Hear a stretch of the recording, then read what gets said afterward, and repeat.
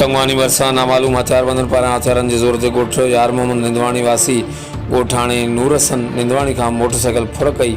ॻोठाणे जे रड़ियुनि ते ॻोठाणा सुजाॻ थी पिया। इतलाह ते DSP तंगवानी ऐं SHO डेरा सरकी जी पुलिस टीम वाक़े वारे हंधि पहुती। पुलिस टीम पारां DSP निसार आलम आबड़ो, SHO मीरसन ईसाणी ऐं इम्तियाज़ ॾाहणी जी अॻुवाणी में हथियारबंदनि जो पीछो कयो। पुलिस ऐं ॾोहारनि में फायरिंग जी ॾे वठ। ॾोहारी घेरो तंग ॾिसी फुर कयल मोटरसाइकिल छॾे फरार थी विया।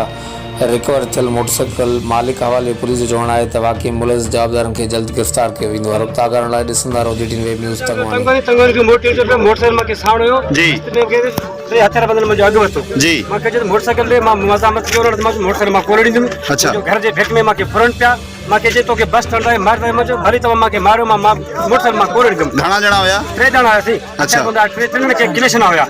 घर मुझे भेक में उसी मां उते रड़ किया मां उन मजा आया भेक में।